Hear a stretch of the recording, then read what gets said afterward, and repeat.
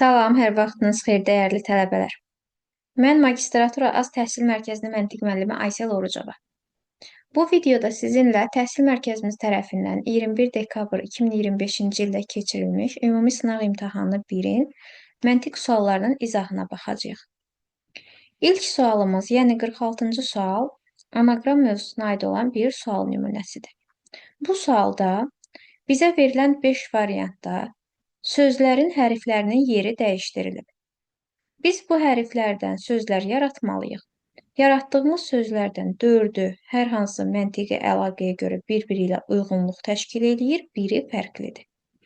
A bəndindəki hərflərdən söz yaratsaq, olacaq atletika. B bəndi üzgüçülük.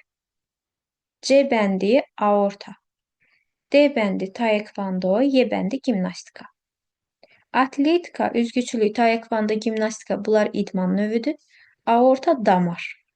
Ona görə aorta fərqlidir. Cavab olacaq C bəndi. 47-ci sual. Şəkil ədəd əlaqələri mövzusuna aid bir sual nümunəsidir. Bizdən X və Y-in cəmini istəyir. Əvvəlcə gəlin X-ı təyin edək. X rombun içində yerləşir. Verilən nümunələrdə baxmalıyıq görüm, rombun içindəki ədədlər necə alınıb. Məsələn, burada 8-i almaq üçün 8-ə bitişik olan üçbucağın içindəki ədədin rəqəmlərini toplamaq lazımdır. 3 + 5 = 8. 3 + 6 = 9. Deməli, biz x-i almaq üçün x-ə bitişik olan bu 33-ün rəqəmlərini toplamalıyıq. X = 3 + 3, yəni 6. Eyni qayda ilə 4 + 4 = 8, 5 + 6 = 11. Və biz y üçün elə bir qiymət tapacağıq ki, həmin tapdığımız qiymətin rəqəmlərinin cəmi bizə 8-i verəcək. Bəs y-i necə tapacağıq? Y üçbucağın içində yerləşir. İndi eyni qayda ilə biz baxacağıq üçbucağın içindəki ədədləri necə alıblar. Bax, məsələn, bu 35-i almaq üçün 35-ə qonşu olan 2 dənə rəqəmin 38 və 32-nin cəmini 2-yə bölmək lazımdır. 35 bərabərdir 38 + 32 × 2. Və ya 36-nı almaq üçün 40 və 32-ni toplayıb 2-yə bölüb yazıblar bura. 26 və 40-ı 2-yə bölüb bura yazılıb. 62 və 26-nı toplayıb 2-yə bölüb bura yazılıblar. Bunların cəmi 112 2-yə bölsək 56. Deməli, biz y-i almaq üçün y-ə qonşu olan bu 2 ədədin cəmini 2-yə bölməliyik. Y = 50 + 38 × 2. 88-i 2-yə bölsək 44. X + y-imiz olacaq 6 + 44, yəni 50 C bəndi. 48-ci sual.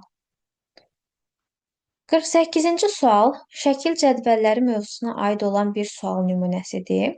Biz bu sualı rənglərin toplanması qaydası ilə eləyəcəyik. Rənglərin toplanması odur ki, bizə verilən iki fiqurun uyğun mövqelərini toplayıb, üçüncü fiqura yazırıq. Məsələn, tutaq ki, qara + qara = ağ. Əgər bizim fiqurda iki rəng varsa, onda toplama zamanı 4 mümkün hal yaranır. Yəni, 2 qaranın cəmi ağ + ağ, ağ + qara və qara + ağ. 4 mümkün hal ola bilər. Qara + qara bizə ağı verir. Yazdıq, qara + qara = ağ. Ağ + ağ qara verir. Ağ + qara ağ verir və qara + ağ bizə ağ verir. Burada yazıdan, bu nümunədən görürük ki, ancaq 2 dənə ağın cəmi bizə qara verir. Qalan bütün hallar bizə ağ verir. Gəlin, indi yazdıqlarımızı bura tətbiq edək. Ağ + ağ. Deməli, bizim cavab variantımızda həmin künc ağ + ağ nə verməlidir? Qara verməlidir. Həmin künc qara olmalıdır. A bəndində o künc ağdır. Y bəndində həmin künc ağdır. Bu variantları çıxırıq. Qara + ağ bizə nə verməlidir? Baxırıq, qara + ağ bizə ağ verməlidir. Yuxarı hissə ağ olmalıdır. Burada qara idi, bunlar onsuz da çıxmışıq. Sonra, qara + ağ bu küncdə bizə ağ verməlidir. D bəndində həmin künc qaradır. Bunu da çıxırıq. Sonra ağ üstə gəl ağ. Bu künc ağ üstə gəl ağ qara verir deyə o künc qara olmalıdır. Amma burada ağ yazılıb. Bunu da çıxdıq. Cavabımız qaldı C bəndi. 49. Aşağıdakı variantların 4 arasında müəyyən bir qanuna uyğunluq var. Səhv variantı tap. Bu analogiya mövzusuna aid olan bir sual nümunəsidir. Burada qanuna uyğunluq nədən ibarətdir? Verilən variantlarda piton yumurta vasitəsilə çoxalır.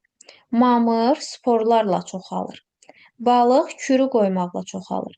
Qarğıdalı toxumla çoxalır. Amma qızılgül sporlarla çoxalmır. Ona görə səhv variant Y bəndidir. 50-ci sual ədəd şəkil əlaqələri mövzusuna aiddir. Bu sualda bu fiqurun tərəflərini sayırıq. 7 tərəfi var. Cavaba 3, 5 və 14 yazılıb. Deməli, fiqurun tərəflərinin sayını bir dəfə 2-yə bölüb yazmışıq cavaba. Bir dəfə də 2-yə vurub yazmışıq cavaba. Birinci bölürük 2-yə yazırıq cavaba, sonra vururuq yazırıq cavaba. Bunun tərəflərinin sayı 5. 5-i 2-yə bölüb yazıb bura. 5-i 2-yə vurub yazıb bura. Bunun tərəflərinin sayı 4. 4-ü 2-yə bölüb və 4-ü 2-yə vurub. Əgər bunun tərəflərinin sayı 6-dırsa, deməli biz 6-nı bir dəfə 2-yə bölməliyik, bir dəfə də 2-yə vurmalıyıq. Bax, hamısında birinci bölmədir, sonra vurmadır. Ona görə biz də bir dəfə 2-yə bölürük, bir dəfə 2-yə vururuq. Cavabımız olur 3, 12. Birinci bölmənin, sonra vurmanın cavabı yazılmalıdır. Diqqətli olmalıyıq. 51. 51-ci sual sudoku mövzusuna aid bir sual nümunəsidir. Şərtindən də gördüyümüz kimi, biz 1-dən 6-ya qədər rəqəmləri bu cədvəlin daxilinə elə doldurmalıyıq ki, sətir üzrə, sütun üzrə, bir də eyni blokun daxilində təkrar rəqəm istifadə olunmasın. İstədiyiniz yerdən başlaya bilərsiniz həllə. İstədiyiniz blokdan, istədiyiniz sətirdən, istədiyiniz sütundan həllə başlaya bilərsiniz. Məsələn, bu blokdan başlasaq. Bu blokun içində 2, 3, 4 var. 1, 5, 6 çatmır. Biz bura 5 qoya bilmərik. Sütunda 5 var. Bura 5 qoya bilmərik. Sətrində 5 var. Deməli, bu blokumuzun 5-i burada olmalıdır. Bu blokun daxilində hal-hazırda 1 ilə 6 çatmır. Bura 1 qoya bilmərik. Çünki sütununda 1 var. Deməli, bu olacaq 6, bu olacaq 1. Sətir üzrə 1, 2, 3, 5 yazılıb, 4 və 6 qalıb. Deməli, bu damalarımızın biri 4-dür, biri 6-dır. Amma hansının 4, hansının 6 olduğunu hələ ki bilmirik. Bura 4, 6, bu da 1, 2. Bu blokumuzda 4, 6, 1, 2 var, 3 ilə 5 çatmır. Bax, bu hissədə biri 3, biri 5 olmalıdır. Bu blokun daxilində 5 olduğuna görə bunların heç birinə 5 qoymaq olmaz. Bəs o zaman bu sətirin 5-ini hara qoyacağıq? Bax, bu hissəyə. Əgər bu 5-dirsə, onda bu da 3-dür. Çünki biz bayaq demişdik ki, 5 ilə 3-ü qoymalıyıq. Sütun üzrə 1, 2, 3, 5 var, 4 və 6 çatmır bu sütunda. Bura 4 qoymaq olmaz, çünki sətrində 4 var. Ona görə bu 6 olacaq, bu olacaq 4. Sual işarəmizi tapdıq, cavabımız oldu Y bəndi. Biz yazdığımız bütün rəqəmləri əmin şəkildə yazdığımıza görə daha ardını doldurmaya bilərik. Biz rəqəmlərimizdən tam əminiksə ki, doğru yazmışıq, sual işarəsini tapandan sonra ardını doldurmaya bilərik. 52.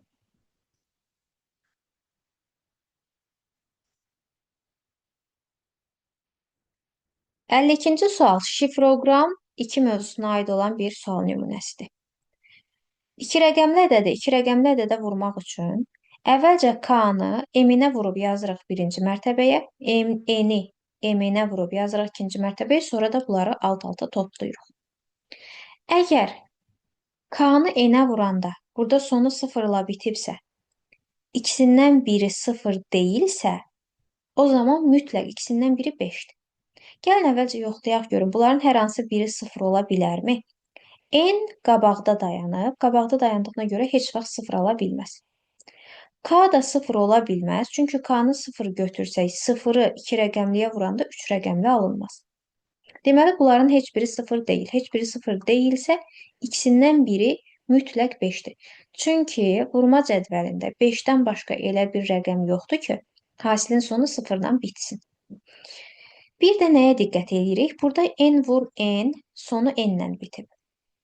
Kvadratı özü ilə bitən 2 dənə rəqəmimiz var. 5 vur 5, 25, bir də 6 vur 6, 36. Yəni, n-imiz ya 5-dir, ya 6-dır. İndi gəlin yoxlayaq, görüm.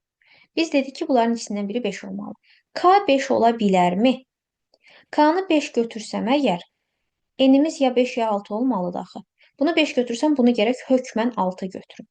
N-ə yazsaq 6, 5-i m-ə vuranda 160 eləyibsə, 160-ı 5-ə böləndə burada 32 düşəcək. Yəni, biz n-ə 6 yazmışdıq, amma onda 2 düşmüş olacaq.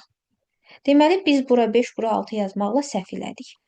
Buna 5 qoya bilmiriksə, onda n-imiz 5-dir. N-ə hər yerdə 5 yazırıq. Burada 0 olduğu kimi düşdü aşağı. 5 üstünə 5 gəldik 10. 0 yazdıq, 1 yadda. 1-in üstünə 1-i gəldik 2. 2-nin də üstünə gərək 7 gələk ki, eləsin 9. Burada da 3. M-i tapdıq 7. M-ə bura 7 yazırıq. Ya 3900-ü 75-ə bölüb buranın 52 olduğunu tapa bilərik. Ya da K-nı 75-ə vuranda 150 eləyibsə, 150-ni 75-ə bölürük, buranı tapırıq 2. Deməli, MN-imizi tapdıq 75, NK-mızı tapdıq 52, cəmi eləyəcək 127 A-bəndi. 53. 53-cü sual analogiya mövzusuna aid bir sual nümunəsidir. Burada iki söz arasında qanunauyğunluq odur ki, oksigen qazdır. Yəni, mən bura bir dənə dır şəkilçisi artırdım. Eyni qaydada burada bir şəkilçi artırsam, bura üçün elə bir söz seçməliyəm ki, bu quşdur deyə bilim.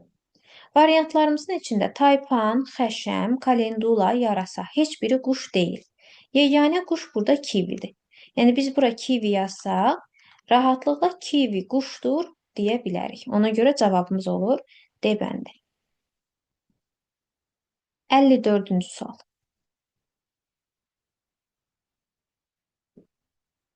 Meyvə səbətində yalnız alma və armud vardır. Almaların sayı armudların sayından 2 dəfə, orta çəkisi armudların orta çəkisindən 60 qram azdır. Meyvələrin orta çəkisinin 130 qram olduğunu bilərək, bir alma və 2 armudun birlikdə çəkisini tap. Bizə almalar və armudlar haqqında informasiya verir. Yazıram bura alma, armud. Onların sayı, bir də orta çəkisi haqqında informasiyamız var.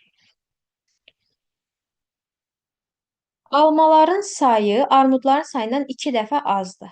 Yəni, biz almaların sayını x götürsək, armudları 2x götürməliyik.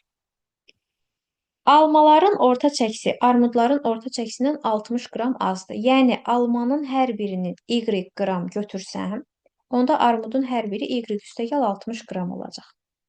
Meyvələrin orta çəkisi 130 qramdır. Meyvələrin orta çəkisini tapmaq üçün onların ümumi çəkisini onların ümumi sayına bölmək lazımdır. Gəlin tapaq əvvəlcə ümumi çəkini. Almalarımız x saydadır, hərəsi də y qramdır.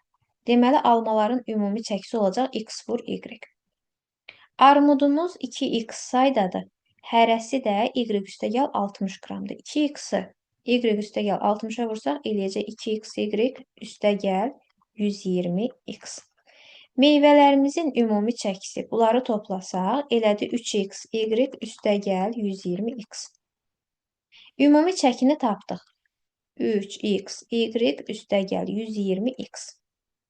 Ümumi sayını da tapmaq üçün almalarla armudları toplasaq, eləyəcək 3x. Ümumi sayda oldu 3x. Bölsək, 3x-i 3x-a bölsək, y qalacaq. 120x-i 3x-a bölsək, 40. Bu tapdığımız meyvələrin orta çəkisidir. Meyvələrin orta çəkisini 130-a bərabər eləsək, onda y bərabər 90 qram olur. Tapdığımız y nədir? Almaların orta çəkisi. Armudların orta çəkisini tapmaq üçün y-in yerinə 90 yazırıq, bu eləyir 150 qram. Bir dənə alma, o da 90 qram. 2 dənə armud, hərəsi 150 qram. Bu elədi 300, bu da 90, cəmi elədi 390 qram. 55.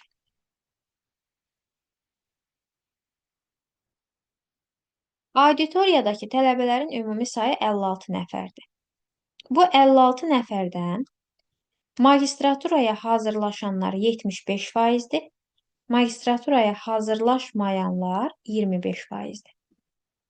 56-nın 75%-ni tapmaq üçün 56-nı 75-ə vurub 100-ə bölmək lazımdır.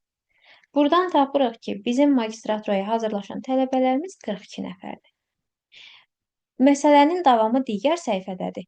Buradan sadəcə yadımızda saxlayırıq ki, magistraturaya hazırlaşan ümumi 42 nəfərdir. Gəlin məsələnin davamına bu bir səhifədə baxaq. Deyir ki, hazırlaşanlar, məntiqdən hazırlaşanlar 32 nəfərdir, informatikadan hazırlaşanlar 26 nəfərdir. Burada məntiqdən hazırlaşanlar deyəndə təkcə məntiq deyil, həm məntiqdən hazırlaşan, həm də məntiq və informatikanın hər ikisindən hazırlaşanları nəzərdə tuturuq. Burada informatikadan hazırlaşanlar da yalnız informatika deyil, həm informatikadan, həm də məntiqdən və informatikadan hazırlaşanları nəzərdə tuturuq.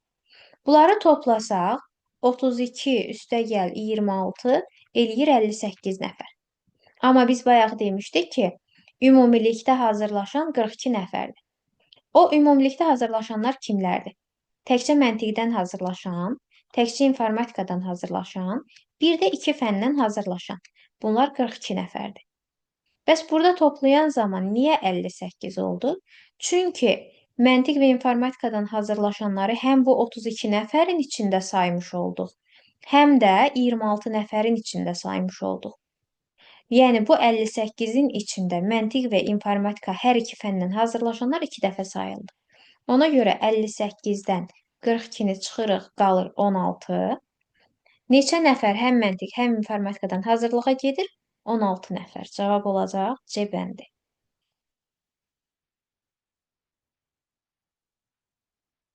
56.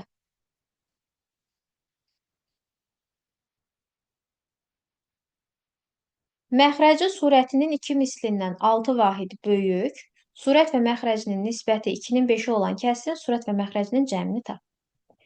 Surətini götürürəm x. Məxrəc surətin 2 mislindən 6 vahid böyükdür. Yəni, məxrəc 2x üstəgəl 6-dır. Surətin məxrəcə nisbəti isə 2-nin 5-ədir. Çarpaz şəkildə bunları vursaq, x-i 5-ə vurduq, 5x bərabərdir. 2x-i 2-yə vurduq, 4x üstəgəl 6-nı 2-yə vurduq, 12. 5x-dan 4x-ə çıxdıq, x bərabər 12 qaldı. Əgər x-ımız 12-dirsə, bunun yerinə 12 yazsaq, surət olur 12. Burada da x-in yerinə 12 yazanda 2 vur 12, 24, üstünə də 6 gəlir 30. Kəsrimiz 30-da 12 imiş. Bizdən kəsrin surət və məxrəcinin cəmini istəyir. 12 üstəgəl 30 bərabər 42. 57. 57-ci sual şifrələr mövzusuna aid bir sual nümunəsidir. Burada verilən sözün hər bir hərfinin qarşı tərəfdə bir şifrəsi var. Sadəcə şifrələr qarşı tərəfdə qarışıq şəkildə yazılıb. Biz bunu nömrələsək hərflərini 1, 2, 3, 4, 5, 6, 7. Bax, birinci hərfimizin şifrəsi burada qarşısına 1 yazılandır. İkinci hərfimizin şifrəsi qarşısına 2 yazılandır. Və s. bu qaydada. Eləcə də zəmanət sözünü də nömrələsək 1, 2, 3, 4, 5, 6, 7.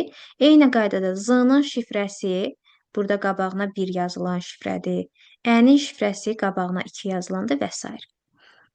Gəlin belə eləyək. H-nın şifrəsi TA-dır.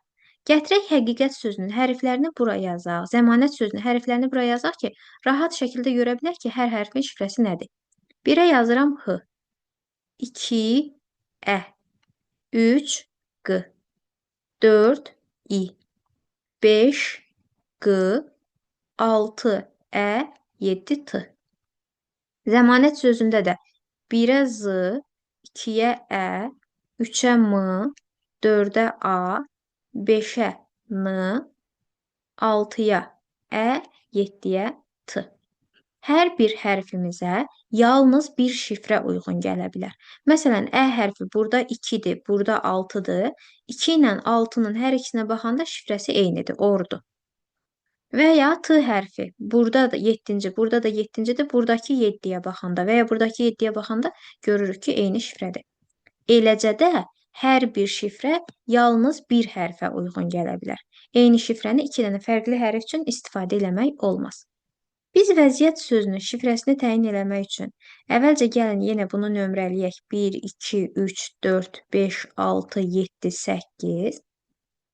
V hərfi yuxarıda yoxdur heç bir sözdə. Deməli, biz V hərfinin şifrəsini bilmirik. Variantlardan V hərfi üçün elə bir şifrə seçməliyik ki, həmin şifrə daha əvvəl başqa hərf üçün istifadə olunmasın. Bax, birinci hərf üçün burada şifrə olaraq ZK verilib.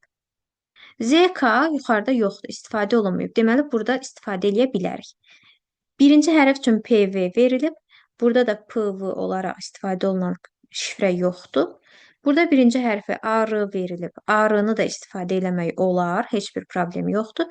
KT verilib, burada da CD verilib. Hə, bax, buradakı CD-nı istifadə edə bilmərik. Niyə? Çünki biz CD-nı burada artıq zəmanət sözündəki N hərfi üçün istifadə eləmişik. Təkrarən həmin şifrəni başqa hərf üçün istifadə eləmək olmaz. Ona görə 5-ci getdi. Yerdə qaldı 4-ü.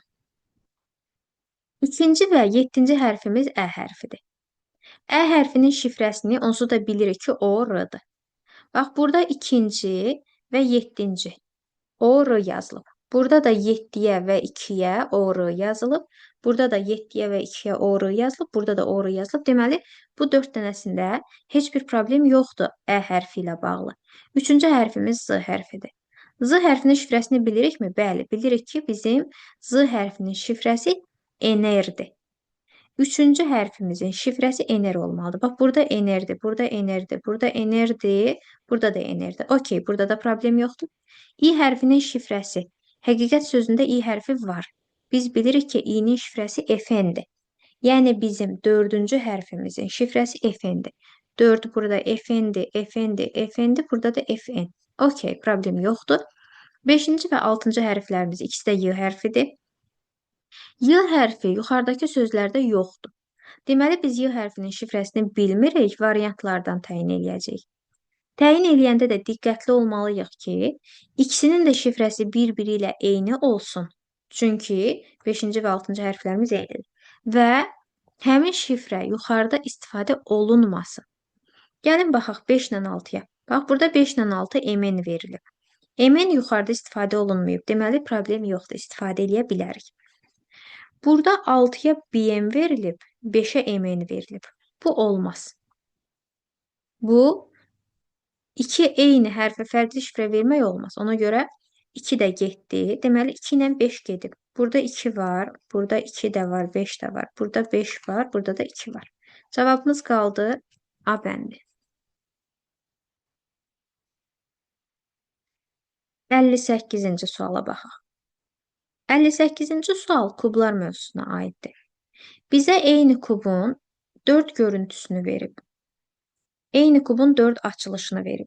Kublar mövzusundan biz bilirik ki, burada dairələrin qarşı üzü ulduzdur. Burada dairələrin qarşı üzü ulduzdur. Burada dairələrin qarşı üzü ulduzdur. Burada da dairələrin qarşı üzü ulduz olmalıdır. Yəni, bizim bu Y-imiz, bax, bu ulduzdur. Söhbət 2 dənə ulduz var burada, söhbət bu ulduzdan gedir. Deməli, burada cavabımız oldu ulduz. Ulduz özü də, yəni bu ulduzla qarışdırmayaq. Gələk indi X-i tapmağa. X-i tapmaq üçün buradakı qara üz sizi çaşdırmasın. Burada hər hansı bir üz var. Amma üstünə bir dənə qara örtük çəkilib. Biz bunu görmürük ki, hansıdır. Biz bunu görmüş olsaydıq çox rahatlıqla onun qarşı üzü olaraq x-i tapardıq. Amma üzərinə qara örtük çəkilib deyə biz bunu görmürük. X-i necə təyin edə bilərik? Bir neçə fərqli formada təyin eləmək olar. Məsələn, tutaq ki, biz dairələri hərəkət elətdirib bura gətirsək, dairədən romba baxanda sağa nə düşür? Gedib yuxarıdakı verilən açılışlardan onu təyin eləyək. Dairədən romba baxanda sağa düşən üzü təyin eləyək. Bax, dairədən romba baxanda sağa düşən üz buradakı kvadratlı x-dır. Və ya burada dairədən romba baxanda sağa düşən üz kvadratlı x-dır. Deməli, burada da dairədən romba baxanda sağa düşən üz kvadratlı x olacaq. Cavabımız oldu. X-in əvəzinə kvadratlı x, y-in əvəzinə də ulduz. Kvadratlı x və ulduz. Cavab oldu A bəndi. 59-cu sual. 59-cu sual xətlər mövzusuna aid bir sual nümunəsidir. Bu sualda bərabərliyin sol tərəfində yerləşən xətlərin hamısı bərabərliyin sağ tərəfində də olmalıdır. Yəni, biz bura üçün elə bir variant seçməliyik ki, bunların ikisinin cəminə bərabər olsun. Bu sualları özünüz əllə çəkərək sonra gedib variantdan da seçə bilərsiniz. Ya da elə variantlar üzərində də işləmək olar. Bərabərlikdən sağ tərəfdə çəkilən xətlər variantda olmamalıdır, çəkilməməlidir. Hansı xət burada yoxdursa, burada çatışmırsa, ancaq biz onları çəkə bilərik varianta. Bax, məsələn, tutaq ki, ümumiyyətlə, xətlər mövzusunda bir simmetriya mərkəzi verilir adətən. O mərkəzə nəzərən işləyirik biz. Məsələn, bax, mərkəzdən aşağı düşən xət burada çəkilib. Çəkilibsə, variantda həmin xət daha çəkilə bilməz. A bəndində həmin xətti çəkiblər, olmaz. C bəndində həmin xətti çəkiblər, olmaz. Və ya nöqtədən diaqonal şəkildə baxanda aşağı sağ küncdəki bu xət. Bu xət burada çəkilibsə, variantlarda çəkilməməlidir. Məsələn, A bəndi ilə C bəndində o xəttdə çəkilmişdir. Olmaz, çəkilməməli idi. Və ya nöqtədən yuxarı sağa baxanda, bax bu xət. Bu xət burada çəkilibsə, variantda buna ehtiyac yoxdur daha. O çəkilməməlidir. Y bəndi getdi. Qaldıq iki variant arasında. Buradakı xət burada varsa, variantda o təkrarən çəkilməməlidir. Bu da getdi, cavab qaldı B bəndi.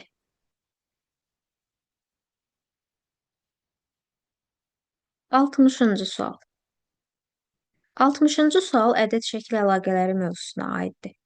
Gəlin əvvəlcə hər bir rəqəmin ətrafındakı fiqurun tərəflərinin sayını yazaq. Bunun tərəflərinin sayı 4, 3, dairənin tərəflərinin sayını 0 götürürük.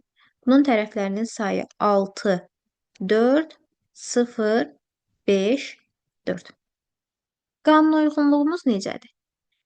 Ədədin, rəqəmin üstünü bunun tərəflərinin sayı kimi qəbul edirik. Elə bir 1 üstü 4, üstəgəl 2 üstü 3 bərabərdir 9. Burada da 7 üstü 0, üstəgəl 1 üstü 6 bərabər 2. Fərqi yoxdur, ədəd neçə olur olsun. Üstü 0-dırsa, onun cavabı bizə 1-i verir. 1 üstəgəl 1 bərabərdir 2. 3 üstəgəl 3 üstü 4, üstəgəl 5 üstü 0 bərabər 82. 3 üstü 5, üstəgəl 2 üstü 4 bərabərdir. 3 üstü 5, 243. 2 üstü 4, 16. Cavabımız eləyəcək 259. 61-ci sual. 61-ci sual qeyri-aşkar operatorlar mövzusuna aid bir sual nümunəsidir. Qeyri-aşkar operatorlarda bizə 3 nümunə verir.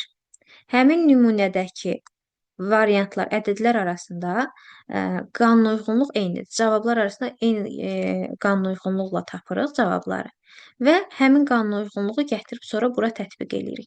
Bəs burada qanun uyğunluq nədir? 70 və 56-dan 30, 25 və 12-dən 12, 38, 16-dan 30-u necə alıblar?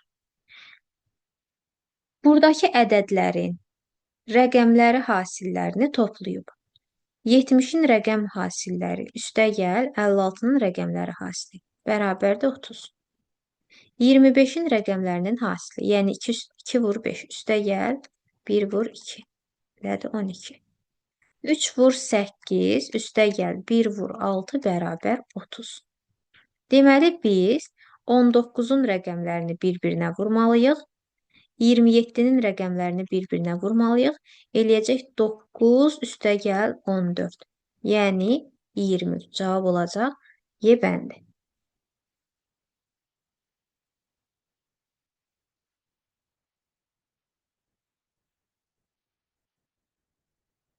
62, 63.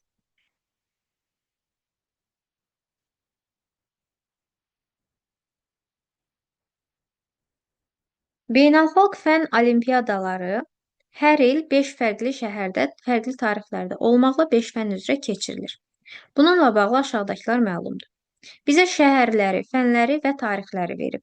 Belə bir cədvəl qururuq. Yazırıq şəhər, fən, tarix. 5 fən, 5 şəhər, 5 fərqli tarix olduğuna görə cədvəlimizi 5 yerə böləcəyik. 1, 2, 3, 4, 5. Cədvəlimizin mahiyyəti nədir? Olimpiada hansı şəhərdə keçirilib, hansı fəndən keçirilib və hansı tarixdə keçirilib, onları hər bir olimpiadanı alt-alta yazacağıq. Onlara uyğun, hər bir olimpiadaya uyğun məlumatları sütun üzrə yazacağım. Deyir ki, ilk imtahanın keçirildiyi şəhər paytaxt deyil. İlk imtahan keçirilib 4 dekabrda. Şəhərlər arasında Tokyo, Oslo və Sinqapur paytaxtdır. Şanxay və İstanbul paytaxt deyil. Deməli, 4 dekabrda keçirilən olimpiada ya İstanbulda, ya da Şanxayda keçirilib. Tokyoda keçirilmiş olimpiadadan sonraki olimpiada Şanxaydadır. Tokyodan sonra Şanxaya yazmalıyıq. İnformatika üzrə olimpiada Osloda keçirilmiş olimpiadadan 20 gün sonra keçirilib. Deməli, Osloda keçirilən olimpiada üstəgəl 20 gün bizə verir informatikanın keçirildiyi tarixi. İnformatika olimpiadası Şanxayda keçirilmiş olimpiadadan 2 gün əvvəl baş tutub. Bunun da üzərinə 2 gün gələndə bizə verir Şanxayda keçirilən olimpiadanı. Tarixlər arasında 20 gün fərq ayın 7-si və 27-sində var. Deməli, 7-si Osloda keçirilib, 27-si də informatika keçirilib. 27-nin üstünə 2 gələndə də eləyir 29. Həqiqətən də burada tarixlər arasında ayın 29-u da var. Riyaziyyat olimpiadasından 3 gün sonra kimya keçirilib. Riyaziyyat olimpiadasının üstünə 3 gün gələndə bizə kimyanı verməlidir. Baxırıq, aralarında 3 gün fərq ancaq 4 və 7-sidir. Deməli, ayın 4-ü kimya, ayın 4-ü riyaziyyat, ayın 7-si də kimya keçirilib. Gəlin tarixlərimizi buraya yazaq. Hamısı dekabr ayı olduğuna görə daha bura dekabr sözü yazmıram. Ayın 4-ü, 7-si, 14-ü, 27-si və 29-u. Ayın 4-ü riyaziyyat olimpiadası keçirilib. Ayın 7-si Osloda keçirilib olimpiada. Sonra ayın 7-si kimya olimpiadasıdır. Ayın 27-si informatika olimpiadasıdır. Ayın 29-u olimpiada Şanxayda keçirilib. Tokionun ardıca Şanxayda keçirilib demişdik. Deməli, bu Şanxaydsa onda buradakı Tokiodur. Biz demişdik ki, 4 dekabrda ya Şanxaydadır, ya İstanbuldadır. Əgər Şanxayı 29-una qoymuşuqsa, deməli 4 dekabr İstanbuldadır. Burada da paytaxt şəhərlərdən bir dənə Sinqapur qaldı. Sinqapuru əlavə eləyək bura. Olimpiadalardan istifadə eləmədiyimiz, yazmadığımız bir də fizika ilə biologiya qaldı. Bunların hələ ki yerini dəqiq bilmirik. 62-ci sual. Verilənlərə əsasən aşağıdakılardan hansı səhvdir? Sinqapurdakı olimpiada 14 dekabrda keçirilmişdi. Sinqapur 14 dekabr, bu doğrudur. İnformatika olimpiyadası 27 dekabrda olub. İnformatika 27-si doğrudur. İstanbulda 7 dekabrda keçirilməmişdir. İstanbulda 4 dekabrda keçirilib. Bu da doğrudur. Osloda Tokyodan əvvəl olub olimpiyada. Həqiqətən də Oslo Tokyodan əvvəldir. Dərhal əvvəl sözü demir. Yəni bunların ardıcıl olması şərt deyil. Sadəcə deyir ki, Oslodakı olimpiyada Tokyodan daha əvvəldir. Bu da doğrudur. Riyaziyyat olimpiyadası Şanxayda keçirilmişdi. Riyaziyyat olimpiyadası Şanxayda xeyr, bu səhvdir. Riyaziyyat olimpiyadası İstanbulda keçirilib. Səhv cavabımız oldu Y bəndi. Fizika olimpiyadası 29 dekabrda keçirilməmişdirsə, biz bayaq demişdik ki, bunların biri fizika, biri biologiyadır. Əgər 29 dekabrdakı fizika deyilsə, deməli bu biologiyadır, bu birisi fizikadır. Fizika olimpiyadası 29 dekabr tarixində keçirilməmişdirsə, Şanxayda keçirilmiş olimpiyada hansıdır? Şanxaydakı olacaq biologiya. Cavab oldu A bəndi.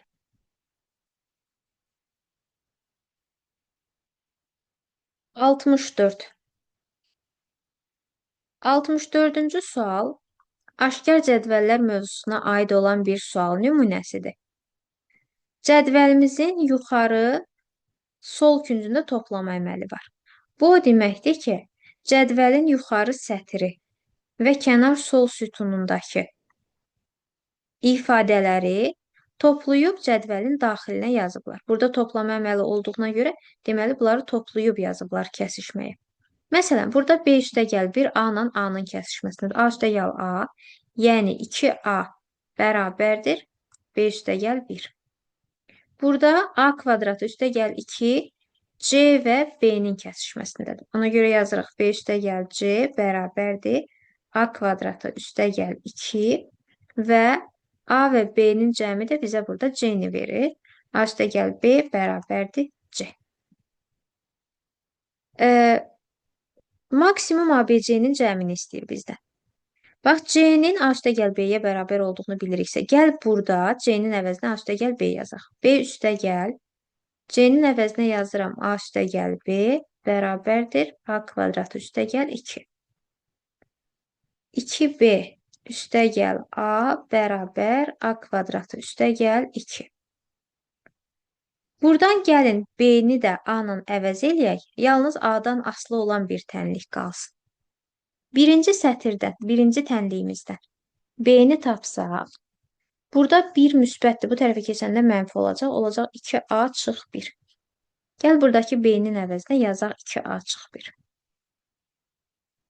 Üstəgəl A bərabər A kvadratı üstəgəl 2. Mötərizəni açaq, hamısını eyni tərəfə keçirək. A kvadratı. 2-ni 2A-ya vurduq, elədi 4A. 4A-nın üstünə A gəldik, oldu 5A. Sadəcə 5A burada müsbətdir, digər tərəfə keçəndə olacaq mənfi. 2-ni 1-ə vurduq, elədi mənfi 2. Mənfidir burada, digər tərəfə keçəndə müsbət olacaq, ona görə olacaq 2 üstəgəl 2, yəni 4. Burada A kvadratının qarşısında əmsal görünmür, yəni əmsal 1-ə bərabərdir. Əgər əmsal 1-ə bərabərdirsə, biz Viet teoremindən istifadə edə bilərik. Viet teoremi deyir ki, tənliyin köklərinin cəmi əks işarə ilə götürülmüş ikinci əmsala, tənliyin köklərinin hasili isə sərbəst həddə bərabərdir.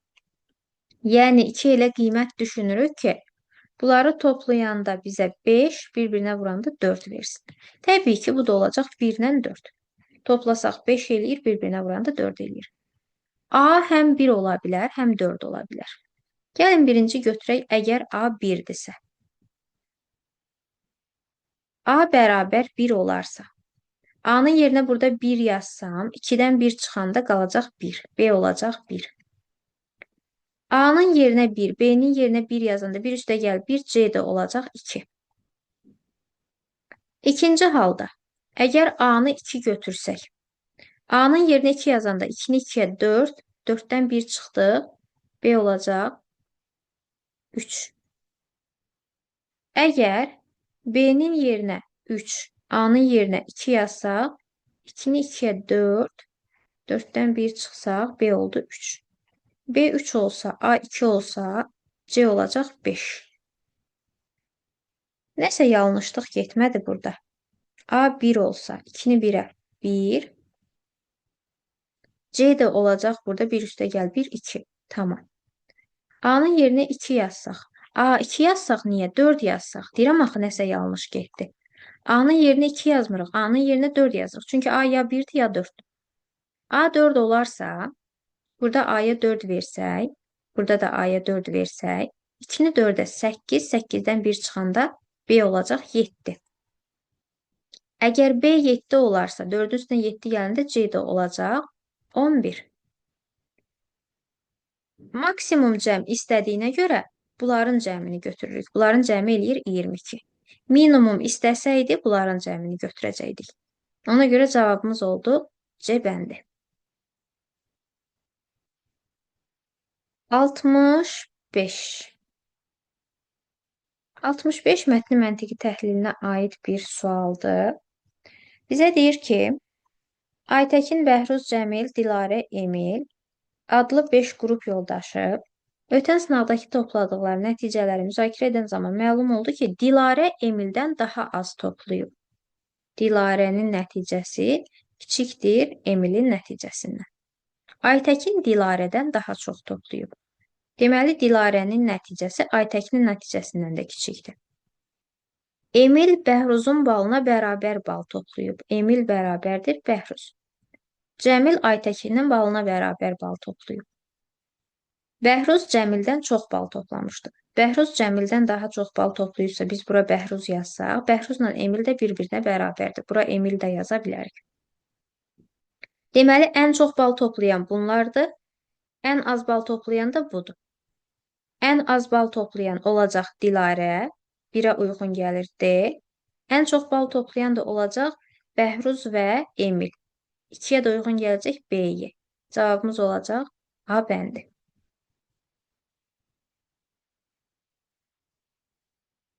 66-cı sual. 66-cı sual bağlantı mövzusuna aid bir sual nümunəsidir. Bu sual nümunəsinin ümumi mahiyyəti nədir?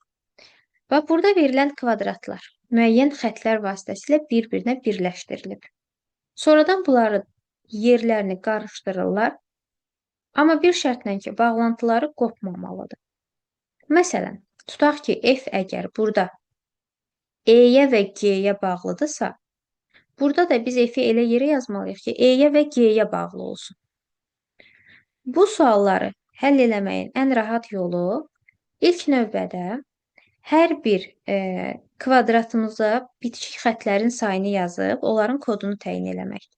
Məsələn, C-yə 3 dənə xətt birləşib. Buna yazıram 3. D-yə 4 xətt birləşib. E-yə 3 xətt birləşib. F-ə 2 xətt birləşib. G-yə 3, H-a 3, M-ə 3, N-ə 3, A-ya 2 xətt birləşib. B-yə 4 xətt birləşib. L-ə 4 xətt birləşib. K-ya 4 xətt birləşib. Və bundan sonra keçib hər bir kvadrat üçün bir kod təyin edirik. Kodu necə təyin eləyəcək?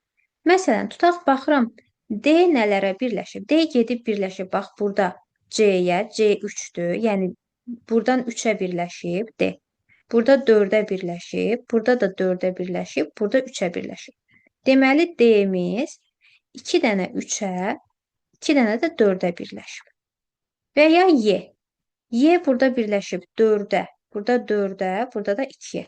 Bunun kodu oldu 1 dənə 2, 2 dənə də 4. Buradakı rəqəmləri hansı ardıcıllıqla yazmağımızın önəmi yoxdur. F birləşib 3-ə və 3-ə. Bunun kodu oldu 3, 3. G-nin kodu olacaq 2, 3, 4. H-ın kodu olacaq 3, 4, 3. Yəni 2 dənə 3, 1 dənə 4. M-in kodu olacaq 3, 3, 4. N-in kodu olacaq 2, 3, 4. A-nın kodu 3, 4. Sonra B-nin kodu 3, 4, 3, 2. Yəni bir dənə 2, 2 dənə 3, bir dənə 4. L-in kodu 3, 4, 3, 3. 3 dənə 3, bir dənə 4. K-nın kodu 4, 4, 3, 3. 2 dənə 3, 2 dənə 4. Sonra eyni qayda ilə aşağıdakı fiqurumuzda da bitişik xətlərin sayını təyin edirik. Həmin bitişik xətlərin sayına uyğun kodlar yazırıq. Bax, məsələn, tutaq ki, y-imiz 1, 2, 3, 4. Bu oldu 4. Buna 3 dənə xətt birləşib. Buna da 3 dənə xətt birləşib. Buna da 3 dənə xətt. 3 dənə, 3 dənə, 2 dənə, 4 dənə, 2 dənə, 3 dənə, 4 dənə, 4 dənə. Şolar, hamısına kod təyin eləməzdən əvvəl birinci gəlin sizə lazım olan x-in, y-in kodunu təyin eləyin. Kifayət eləməsə sizə sonra keçib digərlərinə kod yazarıq. Y-in kodu olacaq 3, 3, 4, 2. Bir dənə 2, 2 dənə 3, bir dənə 4. X-imizin kodu olacaq 3, 3, 4. İndi gəlin baxaq görün. Bu kodlar unikaldırmı, yoxsa bu kodlardan bir neçə dənə var? Bax, X-in kodu 3, 3, 4. Baxaq 3, 3, 4. Hə, burada 3, 3, 4 M də var, H da var. Yəni bizim X-imiz ya M olacaq, ya H olacaq. Dəqiq bilmirik. Variantlara baxanda onsuz da görürük ki, variantlarda bir dənədir. Burada 2, 3, 4. Hə, bax, ya M ya H olmalıdır. Onsuz da M yoxdur. H bir dənədir, o da C bəndidir. Amma gəlin Y-imizə də baxaq. 2, 3, 3, 4. Kodu 2, 3, 3, 4 olan nəyimiz var? Bir dənə B var. Həqiqətən də bizim də cavabımızda C bəndində Y-ə uyğun olan hərfimizi B götürmüşdük. Ona görə cavabımız olacaq C bəndi. Bax, yəni bunların kodunu yazmaq bizə kifayət elədi. Əgər kifayət eləməsəydi, onda gedib digərlərinin də kodunu yazacaqdıq. 67. 67-ci sual aşkar operatorlar mövzusuna aid bir sual nümunəsidir. Aşkar operatorlarda hər bir verilən operator, hər bir misal, həmin özünə uyğun operator olan düsturda hesablanır. Məsələn, 7 günəş C-ni hesablamalıyıqsa, gətirib onu günəş düsturunda hesablayacağıq. Buna yazdıq 7, buna da C. A7, B-də C. A7, BC, burada da A7 bərabərdir. 7 kvadrat C üstəgəl 14. Biz bu ifadənin qiymətini tapa bilmək üçün gərək 7 kvadrat C-nin qiymətini hesablayaq. Arada kvadrat operatorudursa, biz bunu kvadrat düsturunda hesablayacağıq. 7 kvadrat C. A-nın yerində 7, B-nin yerində C dayanıb. B-nin yerinə C yazdıq, A-ya da 7 yazdıq. Alındı 2C minus 7. Bax, bunun qiymətini tapdıq. 2C minus 7. Burada da üstəgəl 14. Bərabərdir 2C üstəgəl 7. Bunun ümumi qiymətini tapdıq. 2C üstəgəl 7. İndi gəlin 3 kvadrat 10-u hesablayaq. 3 ilə 10-un arasında kvadrat operatoru olduğuna görə biz bu kvadrat düsturundan istifadə eləməliyik. 3 kvadrat 10. A oldu 3, B oldu 10. B-nin yerinə 10, A-nın yerinə 3 yazırıq. Elədi 20 çıx 3, yəni 17. Bax, bunun da qiymətini tapdıq 17. Bunları bərabərləşdirsək, 2C bərabərdir 17-dən 7-ni çıxdıq 10, C bərabərdir 5. Cavabımız olur B bəndi.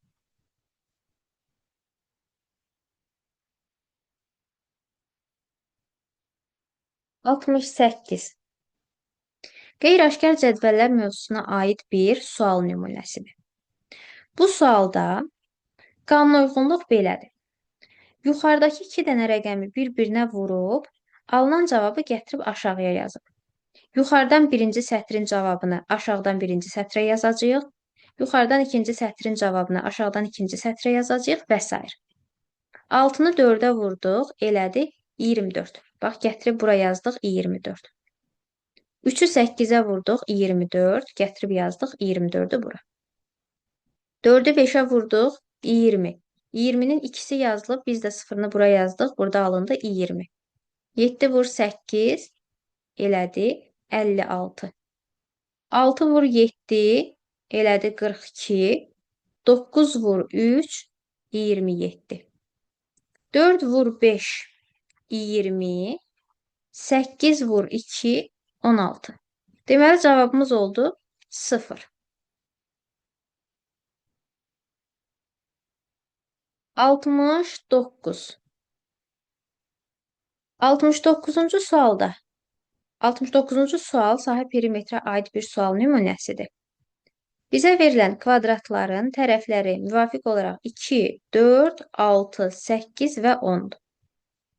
Və şərtdə deyir ki, tərəfi 10 olan kvadratın təpələri digər kvadratların mərkəzində yerləşir. Mərkəzində yerləşir o deməkdir ki, yəni bizim bu, məsələn, tutaq ki, bunu götürsək, tərəfi 8 olan kvadratımız, bunun tərəfi 2, tərəfi 4, tərəfi 6, tərəfi 8, mərkəzdəki də tərəfi 10. O deməkdir ki, məsələn, bunu 2 bərabər parçaya ayırır, 4, 4 kimi. Ya da belə baxa bilərik ki, bizim bu kvadratımızın tərəfi 8-dirsə, sahəsi olmalıdır, kvadratın sahəsi tərəfinin kvadratına bərabərdir. Yəni, bunun sahəsi olmalıdır 64. 64-ü, bax, belə 4 yerə ayıranda 4-də 3-ü çöl tərəfdə qalıb, 4-də 1-i içəridədir. Yəni, qanunauyğunluq belədir ki, kvadratımızın sahəsinin 4-də 3-ü çöldədir, 4-də 1-i içəridə. 64-ü 4-də 3-ünü tapsaq, eləyəcək 48. 64-ün 4-də 1-i eləyir 16. Burada da tərəfi 6-dırsa, deməli bunun sahəsi 36-dır. 36-nın 4-də 3-ü çöldədir, yəni 27 çöldədir, yerdə qalan 9 da içəridədir. Burada tərəfi 4 olan kvadratın sahəsini tapsaq eləyəcək 16. 16-nın 4-də 3-ü bu hissədədir, 4-də 1-i buradadır. Burada da kvadratın sahəsi eləyəcək 4, 4-ün 4-də 3-ü çöldədir, 4-də 1-i içəridədir. Və bizim daxildəki kvadratımızın tərəfi 10 sm-dir. Deməli, sahəsi 100-dür. 100-dürsə, bax, bu hissəni tapmaq üçün biz 100-dən buradakı 4 dənə ədədi çıxmalıyıq. Bunların cəmini tapsaq eləyir 30. 100-dən 30-u çıxırıq, orta hissə üçün qalır 70. İndi biz bunun ümumi sahəsini tapmaq üçün bu qaranın sahəsini. Bax, buradan bunların cəmi 64. Yəni, bax, bu hissə eləyəcək ümumi sahə 64. Bura olacaq 36. Bura olacaq 4. Bu hissə 16. Bir də bu mərkəz hissəni də tapmışıq 70. Bunları ümumilikdə toplayacaq, sahə olacaq 190. 70-ci sual. 70-ci sual tərəzilər mövzusuna aid bir sual nümunəsidir. Və verilən tərəzimizdə bütün gözlər tarazlıqdadır. Eyni hərflər, fərqli hərflər fərqli ədədlərə uyğun gəlir. Bizdən MB-ni istəyir. Əvvəla M-in AA-ya bərabər olduğunu bilirik. Burada M-i silib, əvəzinə AA yazmaq olar. Onda alınacaq cavabımız AAB, amma variantlarda AAB yoxdur. Davam eləyək. Gəlin, bu ikisini tərəf-tərəfə toplayaq. Bunları toplasam eləyəcək A, B, B, B, AL bərabərdir. Sağ tərəfləri də toplasaq eləyəcək KL, KB. Buradan L ilə bu L-i, B ilə bu B-ni ixtisar eləsək, sol tərəfdə qalır 2A, 2B bərabərdir. Sağ tərəfdə də 2 dənə K. Əgər 2A, 2B, 2K-ya bərabərdirsə, deməli bir dənə A ilə bir dənə B də 1K-ya bərabərdir. Gəlin, buradan AB-ni silək, əvəzinə K yazaq. Cavabımız olacaq AK, yəni D bəndi.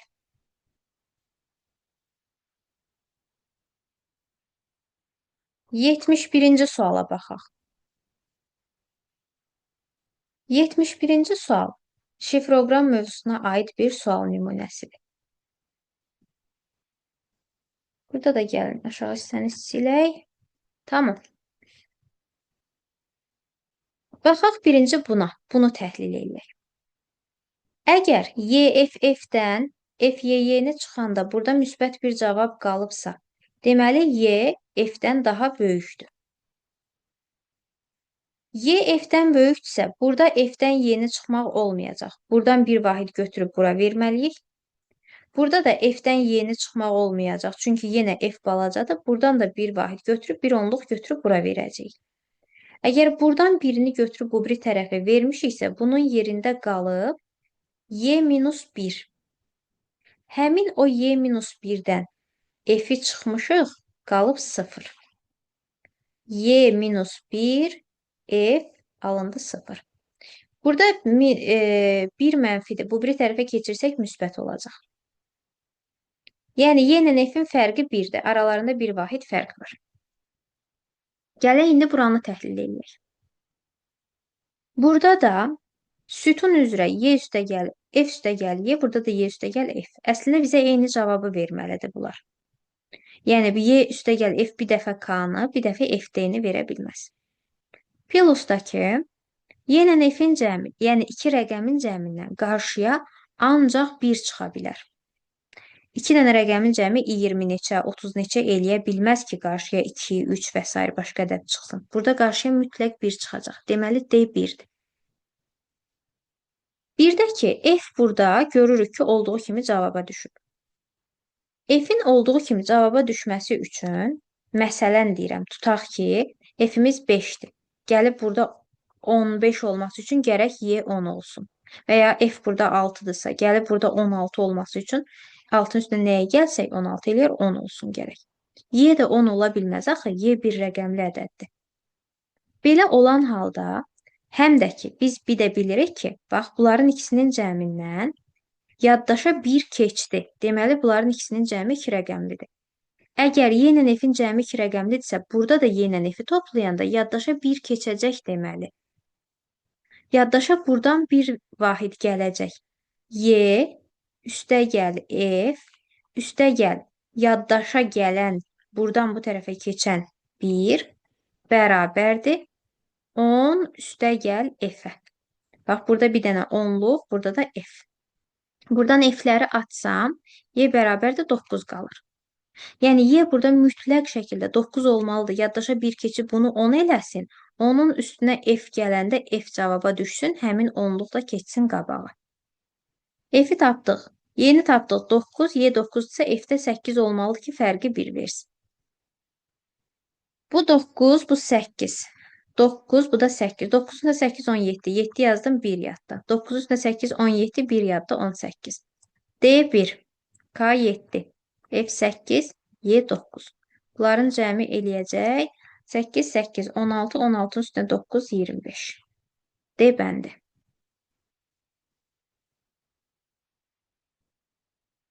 Yetmiş iki.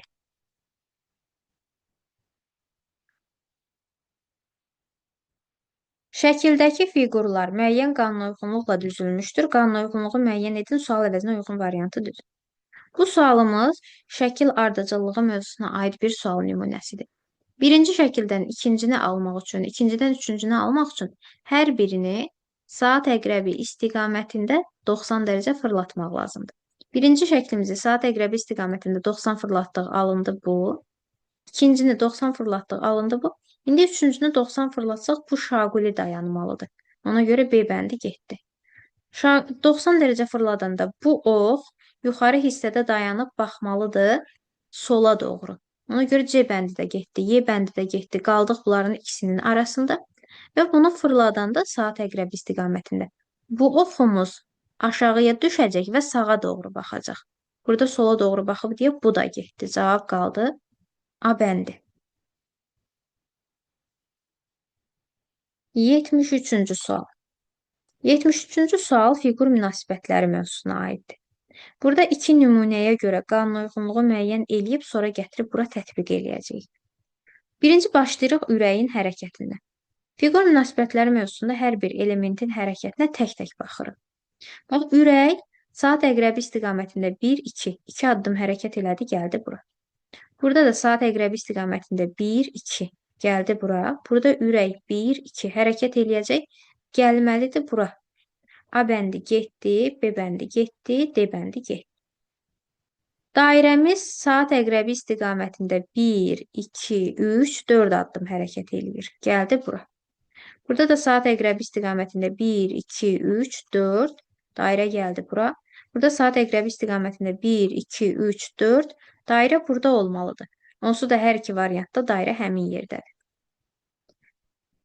Bu elementimiz isə bax, buradakı 4 dama daxilində fırlanır. Öz də saat əqrəbinin əksinə 1 addım. Burada da eyni qaydada bu 4 dama daxilində fırlanacaq. Saat əqrəbinin əksinə 1 addım. Burada saat əqrəbinin əksinə 1 addım. Burada saat əqrəbinin əksinə 1 addım keçəndə bura gəlməlidir. Bura gələndə C bəndi də gedəcək. Cavab qalacaq. A, C bəndi gedəcək, yox. C bəndi olacaq cavabımız. Bu bura gələcək deyə Y bəndi də gedəcək. Cavab qalacaq C bəndi. 74.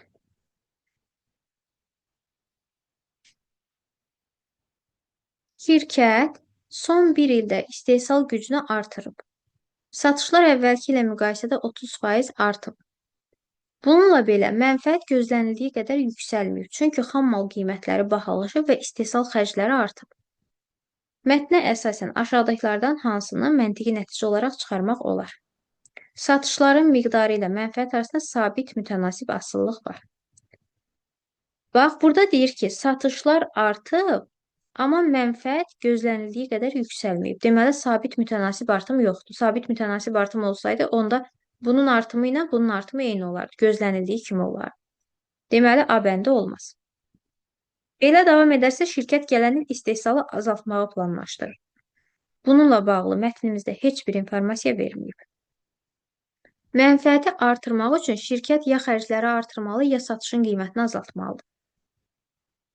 Bu tam səhv variantdır. Əksinə, mənfəəti artırmaq istəyiriksə, ya xərclər azaldılmalıdır, ya da satış qiyməti daha da artırılmalıdır. Mənfəəti artırmaq istəyiriksə, xərc artsa mənfəət necə arta bilər? Burada deyirək ki, mənfəət artmayıb gözlənildiyi qədər. Çünki xərclər artıb. Xərclərlə mənfəət tərs mütənasibdir. Xərc artanda mənfəət azalır. Biz burada xərci artırsaq, mənfəət arta bilməyəcək. D bəndində deyir, mənfəətin artmamasına səbəb satışların gözlənildiyindən az olması deyil. Bəli, bu doğrudur. Çünki bizə deyir ki, satışlar da artıb. Amma qiymətlər, istehsal xərcləri artıb deyə, xam mal qiymətləri və istehsal xərcləri artıb deyə mənfəət arta bilməyib. Yəni, mənfəətin arta bilməməsinin səbəbi satışlar deyil, xərclə bağlıdır. Ona görə cavabımız D bəndi doğrudur. Şirkət yeni istehsal etdiyi məhsullar deyil, ambardakı məhsullar satıb. Bu barədə bizə mətndə heç bir məlumat verməyib. Ona görə cavabımız olur D bəndi.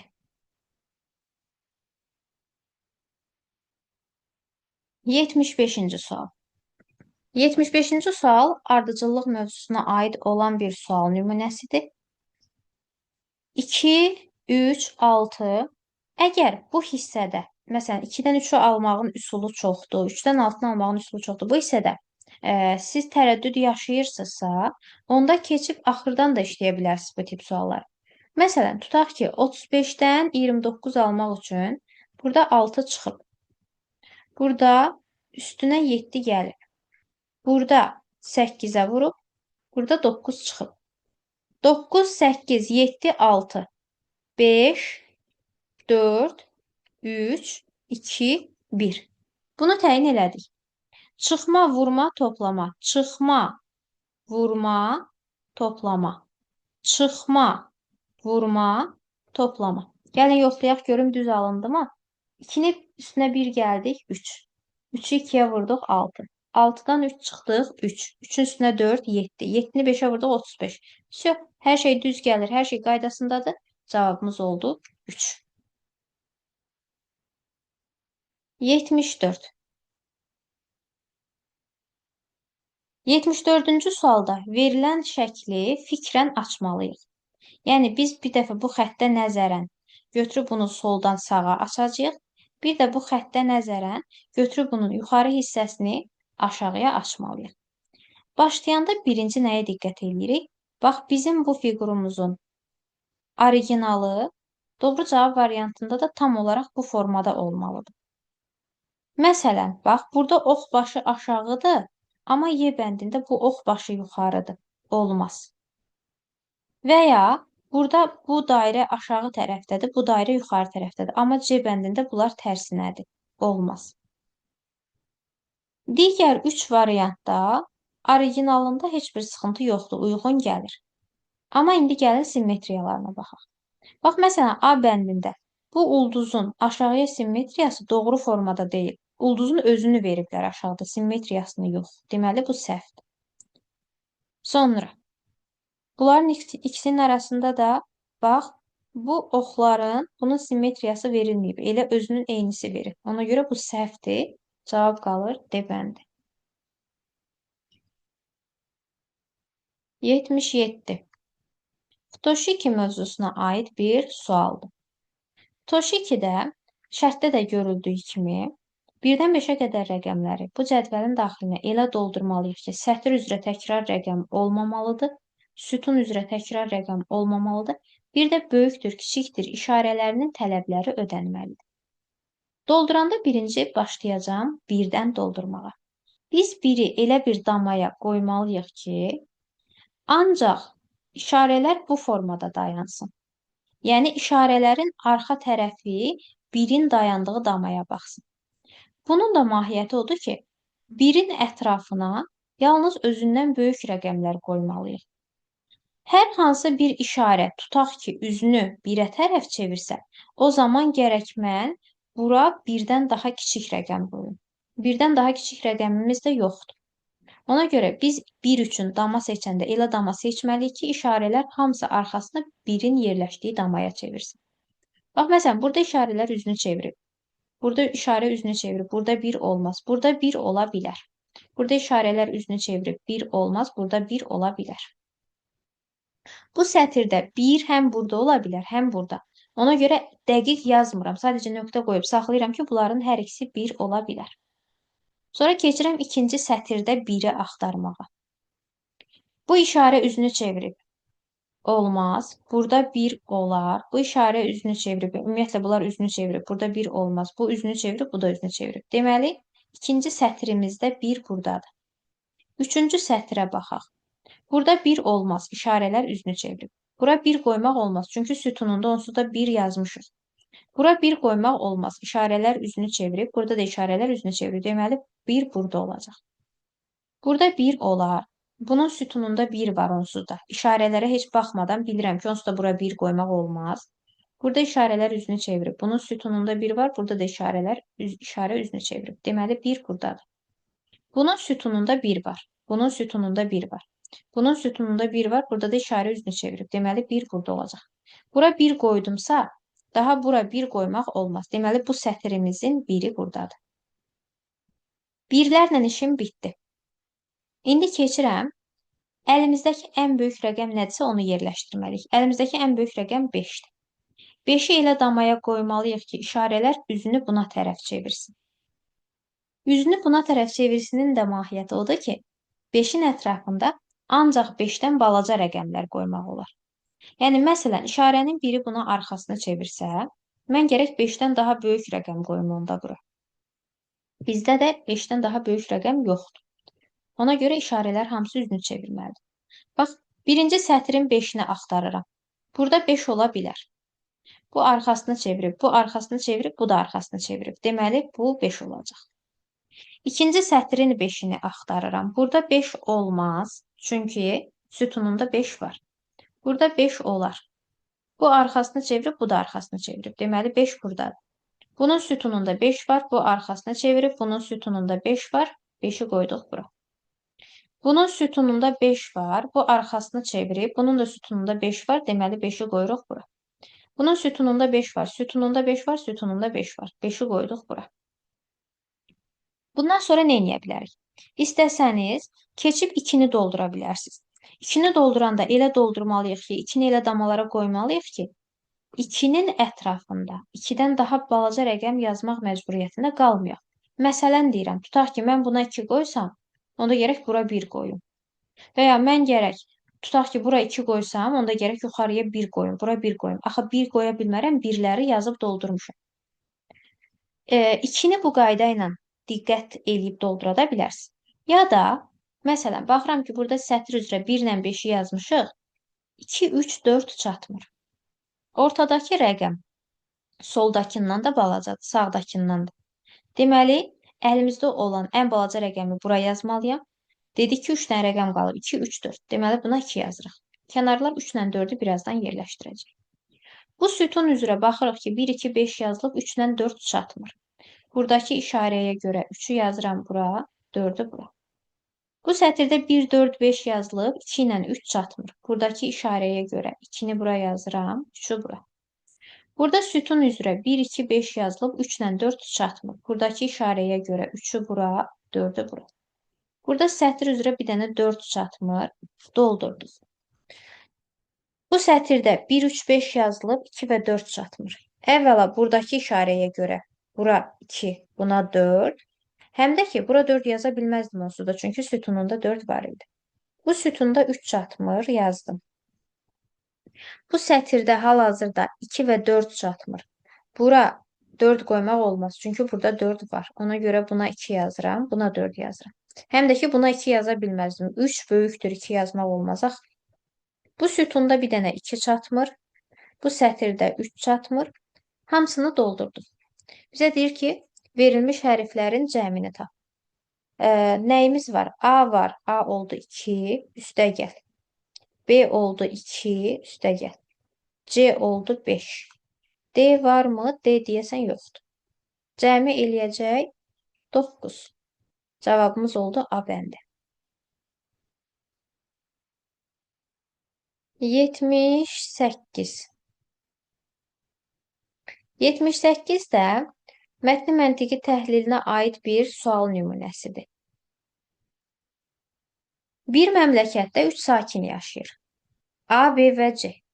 Bu sakinlərin hər biri ya doğruçu, yalnız doğru danışır, ya da yalançıdır, yalnız yalan danışır. Onların hərəsi bir cümlə deyir. A deyir ki, B yalançıdır, B deyir ki, C yalançıdır. C də deyir ki, A ilə B eyni növdəndir. Yəni, A ilə B yalançıdırsa, ikisi də yalançıdır, ya da doğrudursa, ikisi də doğrudur. Gəlin belə eləyək.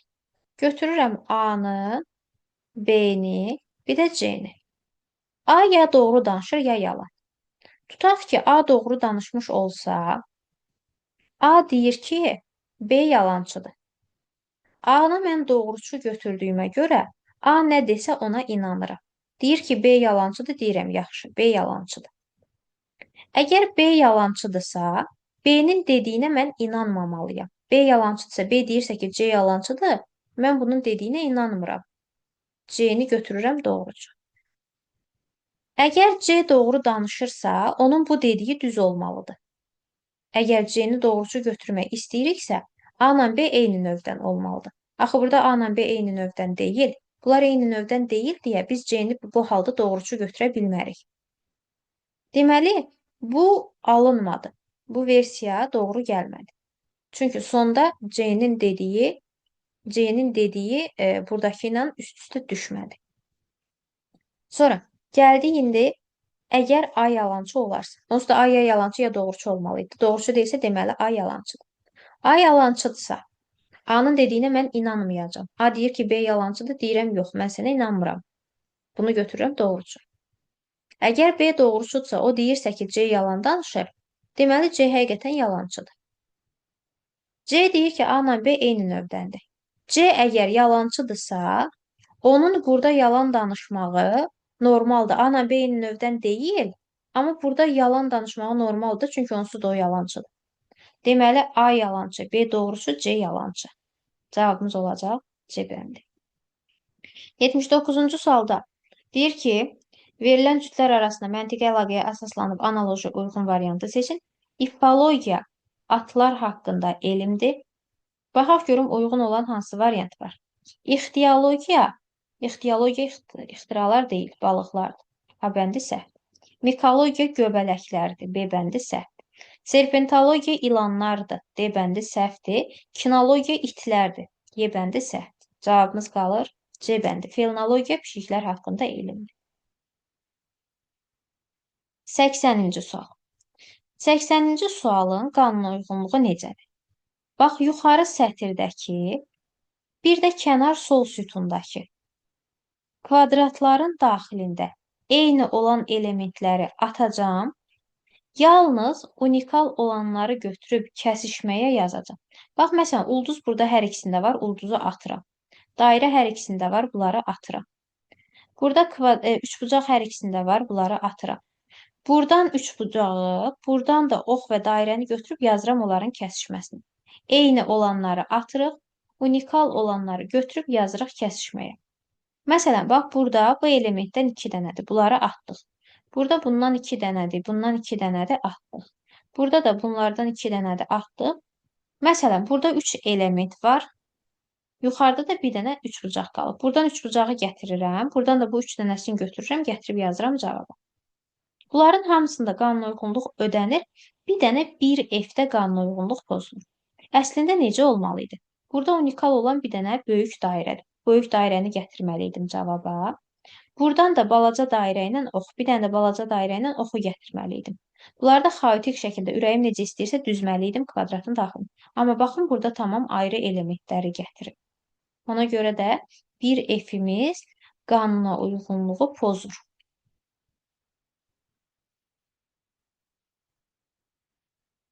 81.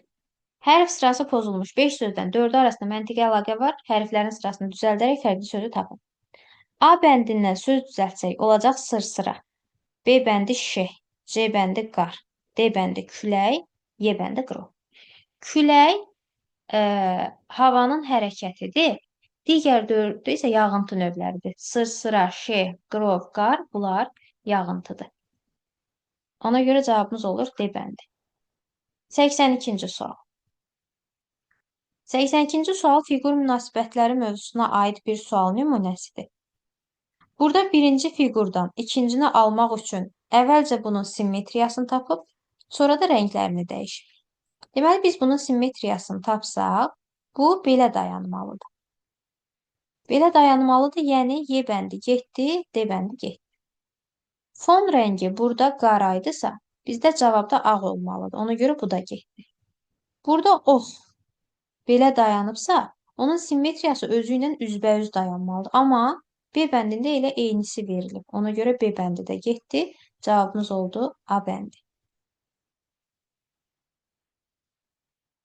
83, 85.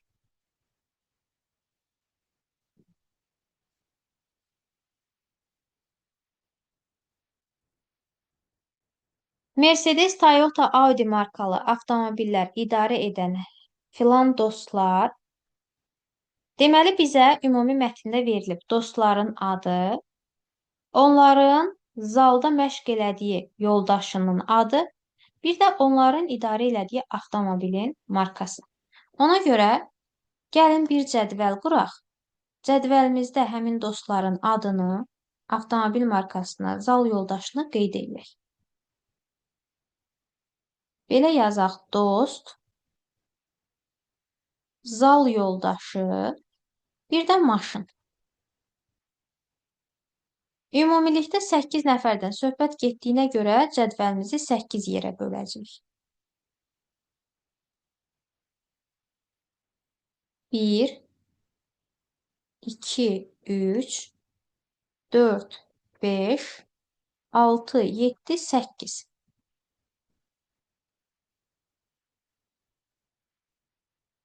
Zal yoldaşı Sübhan olan Telman adlı dost və zal yoldaşı Kamandar olan Vüqar adlı dost Audi markalı avtomobillər idarə edir.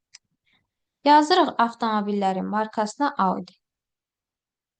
Zal yoldaşının adı Sübhan olan Telman adlı dost və zal yoldaşının adı Kamandar olan Vüqar adlı dost. Audi markalı avtomobil idarə edir. Toyota idarə edən dostların zal yoldaşlarının adları eyni hərflə başlayır. Bax, biz burada zal yoldaşlarından Sübhanı, Kamandarı artıq yazmışıq. Qalıb Pərviz, Kamil, Çingiz, Natiq, Seymur, Çərkəz. Bunlardan adları eyni hərflə başlayanlar ancaq Çərkəz və Çingiz var. Bizə də deyir ki, Toyota idarə edən yoldaşların, dostların, zal yoldaşlarının adı eyni hərflə başlamalıdır. Deməli, cəmi 2 dənə Toyota olacaq. O Toyota sürənlərin zal yoldaşlarında da biri olacaq Çingiz, biri də olacaq Çərkəz. Başqa bir Toyota qoymağımız mümkün deyil. Çünki bunların ikisinin baş hərfi Ç ilə başladı. Üçüncü Ç hərfi ilə başlayan bir adam yoxdur burada. Ona görə başqa bir Toyota yoxdur. Toyota idarə edən dostların, zal yoldaşlarının adları eyni hərflə başlayır. Mercedes sürməyən Həmidin zal yoldaşının adı Natiqdir. Zal yoldaşına yazırıq Natiq. Bura yazırıq Həmid və o Mercedes sürmür. Biz bayaq dedik ki, cəmi 2 dənə Toyota var. Əgər 2 dənə Toyota varsa, o da biz Çingizdə Çərkəzin adının baş hərfinə görə dedik bunu. Əgər Həmid Mercedes sürmürsə, Toyota da deyilsə, deməli bu Audi sürür. Lətifin zal yoldaşının adı Seymur və Pərviz deyil. Onsuz da 3 nəfər qalıblar cəmi zal yoldaşları. Biri Pərviz, biri Seymur, bir də kim qalmışdı? Bir də Kamil. Bir də Kamil. Sayı Audi idarə edənlərin sayına bərabər olan və Mercedes idarə edən dostların. Deməli, Audi ilə Mercedesin sayı bərabər olmalıdır. Burada 3 dənə Audi-ni yazmışıq. Onda 3 dənə də Mercedes yazırıq. Sayı Audi idarə edənlərin sayına bərabər olan və Mercedes idarə edən dostların arasında eyni hərflə başlayan adlar var. Kənanın zal yoldaşının adı Çingizdir. Çingizə gətirib bura yazırıq Kənan. Bax, burada adların içində, 4 nəfərin içində adlar qalıb Lətif, İsrafil, Kərim və Kamran. Mercedes sürənlərin içində deyir, eyni hərflə başlayan adlar var. Bu 4 nəfərin içində eyni hərflə başlayan Kamranla Kərim var. Deməli, Kamranla Kərim mütləq Mercedes sürür. Kərim, Kamran. Bunlar mütləq Mercedes sürür. Yerdə qaldı Lətiflə İsrafil. Lətiflə İsrafili dəqiq bilmirik. Ola bilər ki, Lətif burada olsun. Onda, tutaq ki, məsələn, Toyota sürmüş olacaq. Və ya bu tərəfdə olsa, onda Mercedes sürmüş olacaq. Bir də deyirdi ki, bayaq bizə, Lətifin zal yoldaşlarının adı Pərviz və Seymur deyil. Deməli, Lətifi biz bura qoya bilmirik. Bura qoya bilmirik. Lətif ya buradadır, ya da buradadır. Bunları hələ ki dəqiq bilmirik.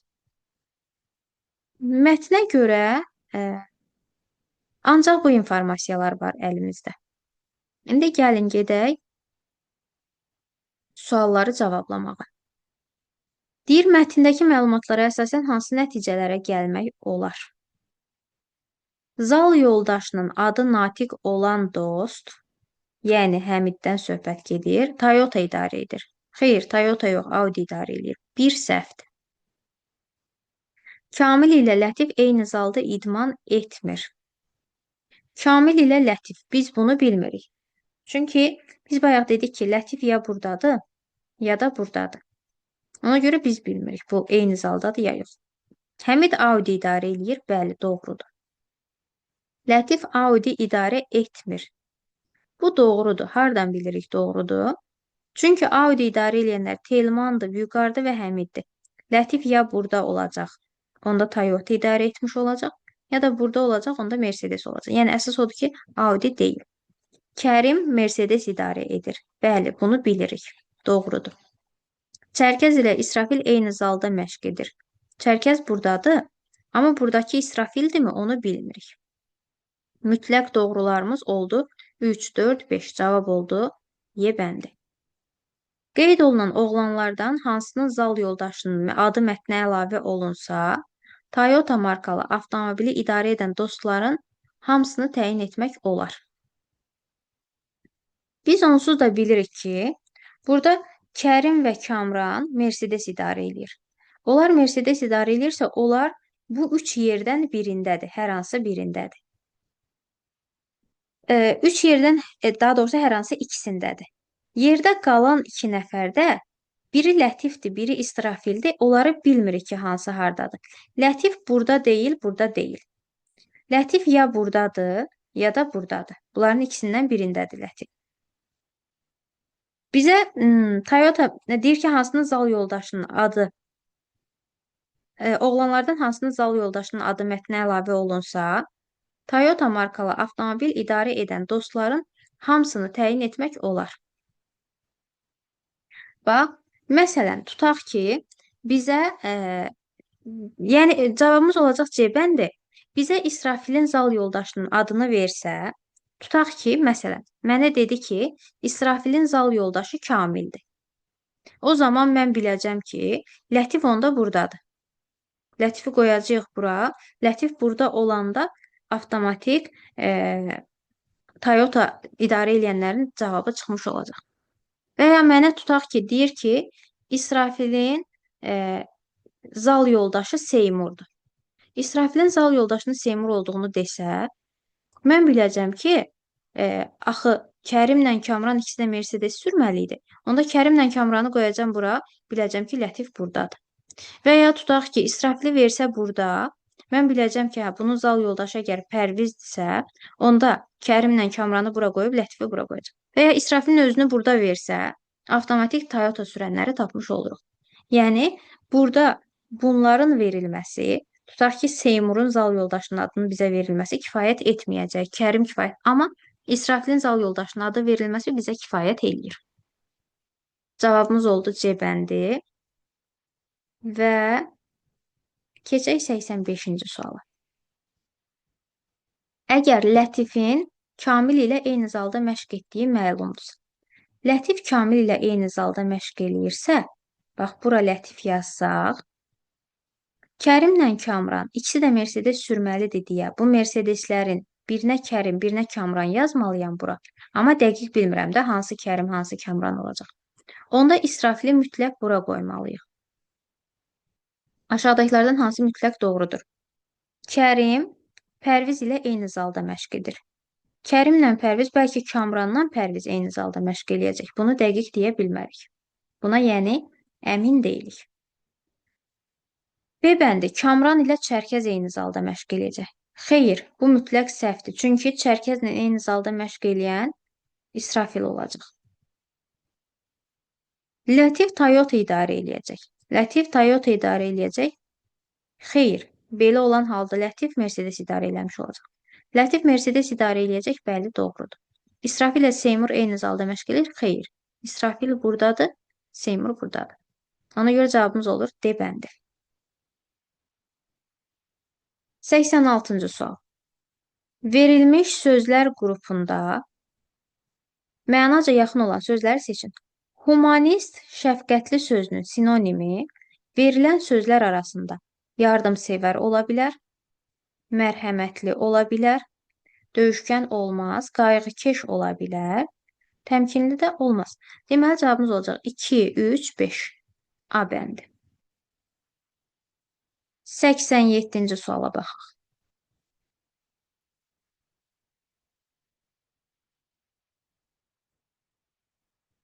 Bir dəqiqə bunu buradan silək.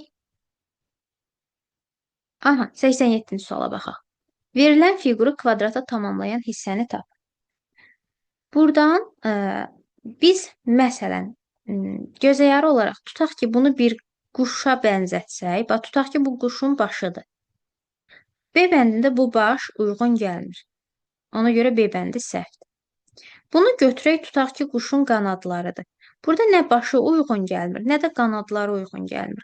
Ona görə C bəndi də səhvdir. Burada da quşun başı uyğun gəlmir. Y bəndi də səhvdir. Burada tutaq ki, biz bunu quşun ayaqları olaraq götürsək, məsələn. Bax, bunun ölçüsü ilə bunun ölçüsü bir-birinə uyğun gəlmir. Ona görə bu da səhvdir. Cavabımız qalır A bəndi.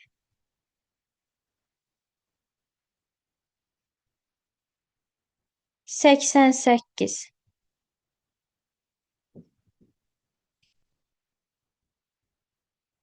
88 ehtimal mövzusuna aid olan bir sual nümunəsidir.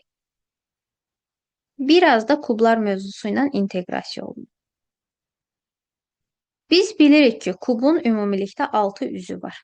Biz burada 3 üz, burada da 3 üz görürük. Çünki bizə deyir ki, kubun bütün üzləri göstərilib. Deməli, ümumilikdə kubun üzləri T, A, M, A, Ş, A.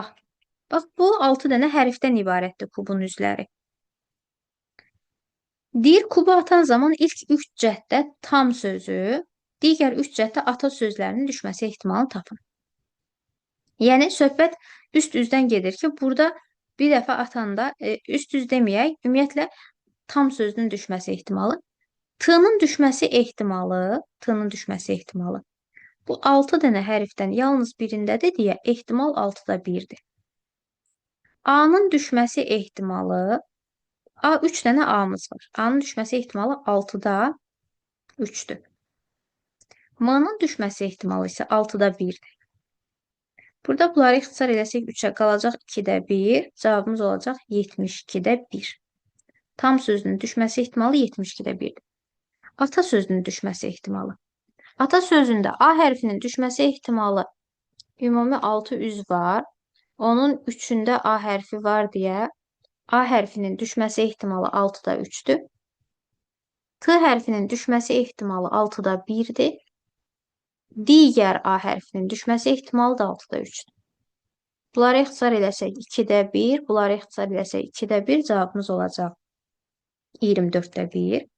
Bizə deyir ki, həmin ehtimalların cəmini tapın. Yəni, 72-də 1 üstə gəl 24-də 1 bərabərdir. Ortaq məxrəc ilə 72 götürsək, bunu 1, bunu da 3-ə vursaq, eləyəcək 72-də 4, o da ixtisar gedəndə qalır 18-də 1. Cavabımız olacaq Y bəndi. 89. 89-da bizə belə bir qara vərəq verilib. Bunun bu küncü qatlanıb yuxarıya. Sonra bu küncü götürüb qatlayıblar aşağıya və müəyyən hissələrin kəsiblər. İndi bizdən soruşurlar ki, bunu açsaq necə görünər? Bu tip sualları həll eləmək üçün əvvəlcə özünüzdə bir alqoritm qurun ki, biz necə açacağıq, hansı istiqamətdə açacağıq? Bax, yuxarıdan aşağı götürüb bağlamışdılarsa, deməli biz bunu əvvəlcə aşağıdan yuxarıya açmalıyıq. Birinci işimiz budur. İkinci, bunu götürüb bu küncə bağlamışdılarsa, biz o qırıq-qırıq hissəni doldurmaq üçün bu hissəni açmalıyıq bura. Bunu açmalıyıq aşağı sağ küncə tərəf. Birinci bunu eləməliyik, ikinci bunu. Bir dənə açanda nəyə diqqət eləyin burada? Bunu götürüb yuxarı açırsansa sən, bax görürsünüz bunu açandan sonra bu hissə boş qalıb. Yəni burada, bax bu küncdə sadəcə bir qatlı bir kağız var idi. Bunu götürüb yuxarı açandan sonra bunun yeri boş qalmalıdır. Bunun yeri boş qalacaq. Yəni burada elə bir ki, sadəcə bir dənə üç bucaq qalmış olacaq. Sonra o üç bucağı götürüb aşağı sağa açaq. Gəlin indi dediklərimizi bunun üstündə icra eləyək. Bax, birinci bunu götürüb yuxarıya açmalıyam. Bizim bax belə bir fiqurumuz var. Bunu götürüb yuxarıya açsaq, buradakı kəsik düşəcək bu küncə. Bu kəsik gəlib düşəcək bax bu hissəyə. Belə. Bu üç bucaq da düşəcək bax bura. Bunun simmetriyasını, bunun simmetriyasını, bunun simmetriyasını tapın. Və bayaq dedik ki, açanda diqqətli oluruq ki, burada sadəcə bir qatlı bir kağızdır. Bunu götürüb açanda bunun yerində heç nə qalmayacaq. Biz götürüb bunu yuxarıya doğru açanda, bax burada bunun yerində heç nə qalmır. Bu formada olur. Davam eləyək. Növbəti addımda nə etməliydik? Bunu açmalıydıq aşağı sağa doğru. Yəni, bax, buradakı üç bucağımızı aşağı sağ tərəfə, bax, bu hissəyə açmalıyıq. Bu hissəyə açanda Bu üçbucaq elə gəlib bura düşəcək. Bu gəlib düşəcək bura. Sonra buradakı üçbucaq özü ilə üzbəüz gəlib düşəcək bura. Bu kəsik gəlib düşəcək aşağı hissəyə. Buradakı üçbucağımızda bunu götürüb bu küncdən bu küncə doğru açırıq deyə. Bu küncün yanında da gəlib düşəcək bax bu hissəyə. Belə bir formada fiqur yaranmalıdır. Bax, məsələn, B bəndində bu hissə var, ha, bax bu. B bəndində həmin hissə yoxdur. Ona görə B bəndi olmaz. Burada ortada kvadrat alınmalıdır. C bəndində ortada kvadrat deyil. Bu da olmaz. Burada üçbucağımız olmalıdır. Burada həmin üçbucaq verilməyib. Bu da olmaz. Bunların ikisinin arasında fərq nədədir? Hə, bax bu divarda kəsiyi olmalıdır. D bəndində divarda həmin kəsiyi yoxdur. Bu da olmaz. Cavab qaldı A bəndi.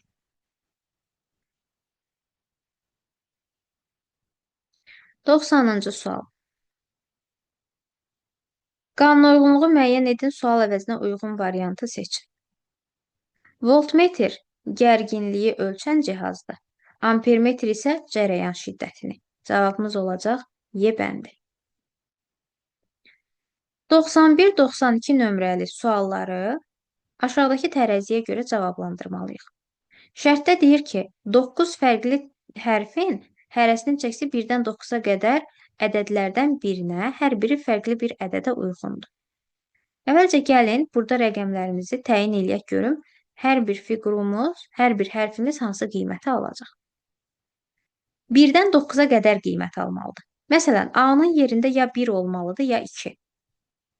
Çünki mən 2-dən yuxarı qiymət versəm, məsələn, 3 vermək istəsəm, 3, 3, 3, 3, onda C 12 olacaq. Deməli, A ya 1-dir, ya 2-dir. A-ya 1 verə bilmirəm, çünki mən buna 1, 1, 1 versəm, onda burada olacaq 3, 3-ü də 2-yə böləndə 1,5 eləyəcək. Amma bizə yuxarıda demişdi ki, 1-dən 9-a qədər qiymətlər hər biri fərqli qiymət alır. Yəni, hərəsinə tam ədəd verəcəyik. Yəni, bunların hərəsini 1,5, 1,5 götürə bilmirəm. Ona görə bunların hərəsini 2, 2, 2 götürürəm. Bu elədi 6. Onda B-lər hərəsi olacaq 3, 3.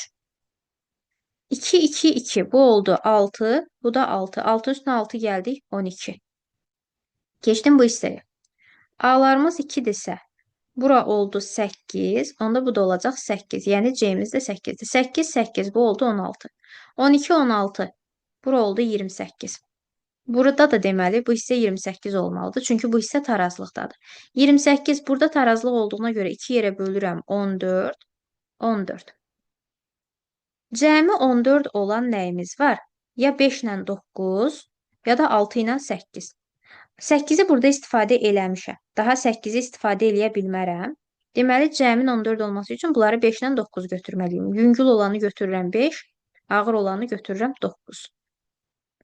Sonra, burada cəmin 14 olması nə götürə bilərik? Gəlin, hələlik davam eləyək. 28, 28, bura oldu 56. Tapdığımız nələrdir? A-nı tapmışıq 2, A-ya 2 yazaq. B-ni 3 tapmışıq. Bunun 3-ünü yazaq. Sonra başqa nə tapmışıq? Y-yə 5 tapmışıq. Buna 5 yazaq. Əgər 5 olarsa 2, 5 cəmi elədi 7. Onda burada 7 olmalıdır. Burada 7 olmalıdır. Onda M olacaq 4. Bir dəqiqə bunu söndürüm. M olacaq 4. Sonra 7, 7. Bura oldu 14. Onda bu da 14 olmalıdır. Çünki bunlar tarazlıqdadır. 14 olması üçün bunları 7, 7 bölürəm. Y-imiz oldu 7. Cəmin 7 olması üçün burada görüm nəyimiz qalıb. Bax, 2 ilə 5 istifadə eləyə bilmərik. 3 ilə 4 istifadə eləyə bilmərik. Deməli, burada 1 ilə 6 istifadə eləyəcəyik. 1 ilə 6 istifadə eləyəcəyik.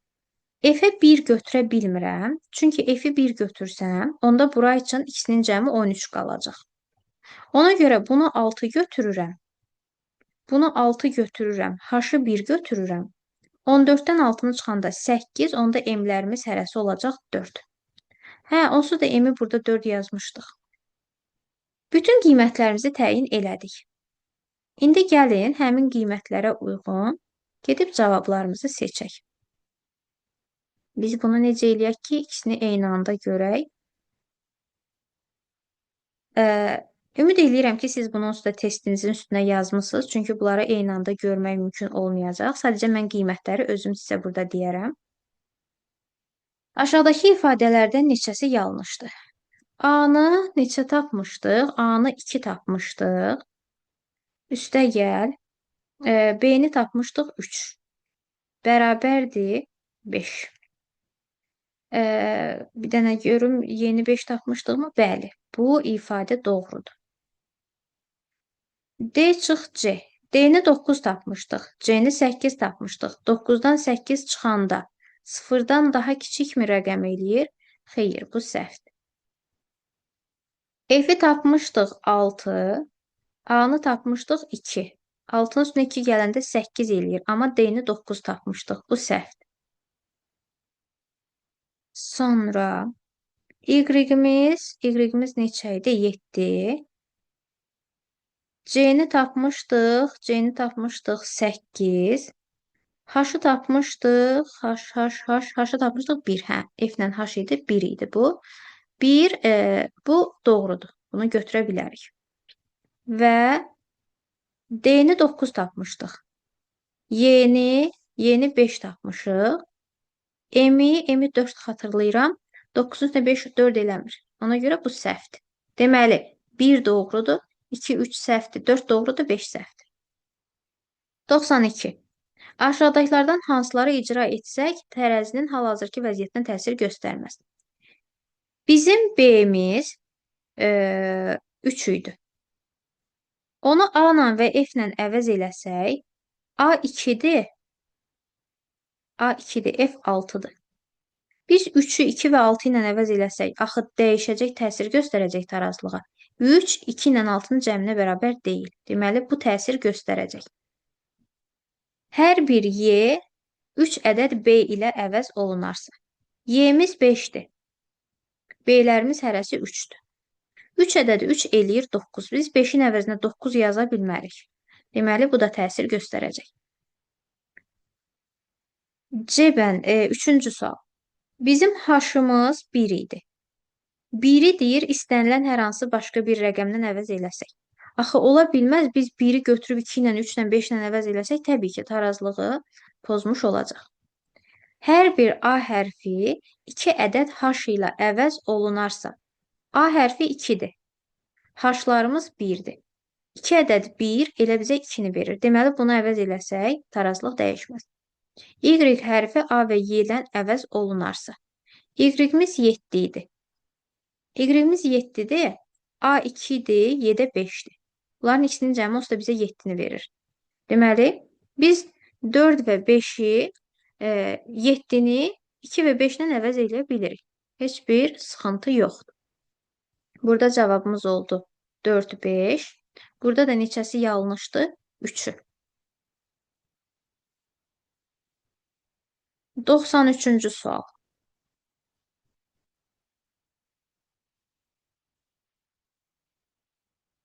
Məhsulun qiymətini əvvəl 25% artırıb, yeni qiyməti 40% endirdikdə, məhsulun qiyməti ilkin qiymətə nəzərən 20 manat dəyişmişdir, azalmışdır. Endirimdən sonraki qiyməti tapın. Qiyməti əvvəlcə götürürəm 100%. Buna 25%, bunu 25% artırdıq. Oldu 125. Sonra yeni qiyməti 40% endirdilər. 125-in 40%-ni tapsaq, 40-a vurub 100-ə bölmək lazımdır. Bunları 25-ə ixtisar eləsək, qalacaq 5 və 4. Burada 40 ilə 4-ə ixtisar eləsək, burada qaldı 50.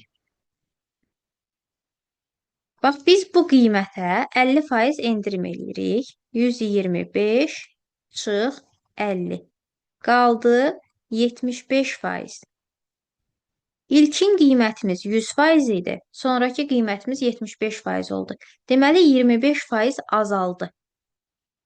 Bizə də deyir ki, həmin azalma, bu 25%-imiz əgər 20 manatdırsa, Onda endirimdən sonraki bu qiymət, yəni 75%imiz neçə manatdır?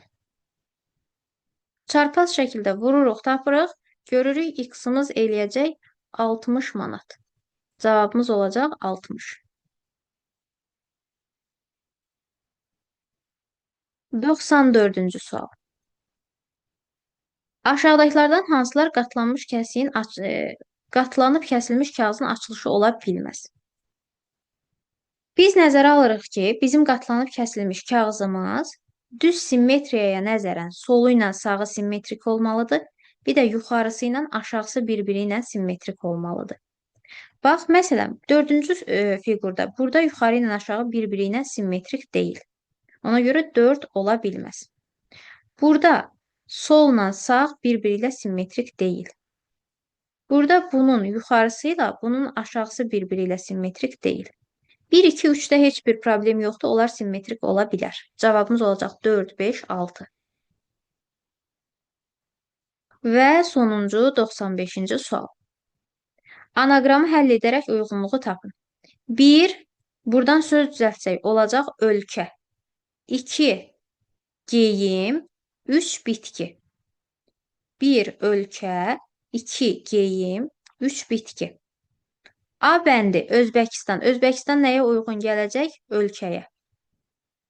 B bəndi şalvar. Şalvar uyğun gələcək geyimə. C bəndi ağcaqayın. Ağcaqayın uyğun gələcək bitkiyə. D bəndi Portuqaliya uyğun gəldi ölkəyə. Y bəndi itburnu. İtburnu bitkidir, uyğun gəldi bitkiyə, 3-ə yəni.